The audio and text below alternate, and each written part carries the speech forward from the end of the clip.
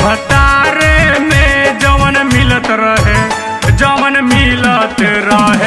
यारे में, जवन मिलत रहे यारे में। अरे मन भर कैनी कुआरे में, मन भर कैनी कुआरे में, मजा मिले ना ओ मजा मिले ना हमरा भतारे में, ओ मजा मिले ना हमरा भतारे में।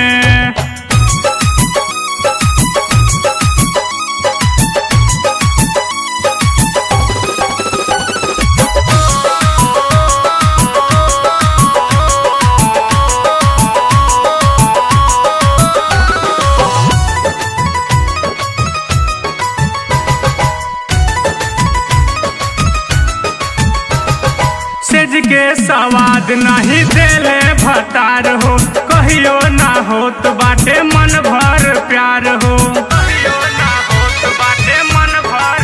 और सुना सेज के सवाद नहीं देले भतार हो, कहियो ना होत बाटे मन भर प्यार हो।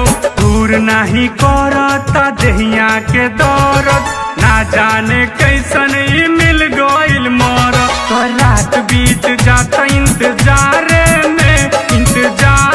में हो मजा मिले ना, हो मजा मिले ना, हो मजा मिले ना हमरा भतारे में, हो मजा मिले ना हमरा भतारे में।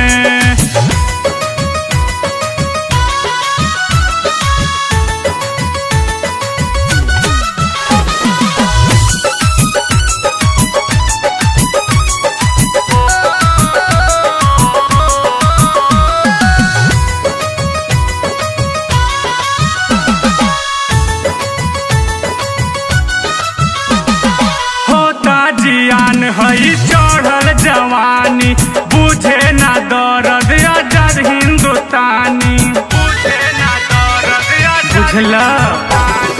होता जियान हई चढ़ल जवानी, बुझे ना दर्द आजाद हिंदुस्तानी।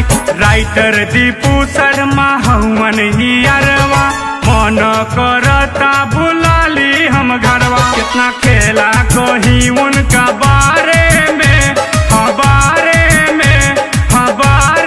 में हो मजा मिले ना, हो मजा मिले ना हमरा भतारे में, हो मजा मिले ना हमरा भतारे में।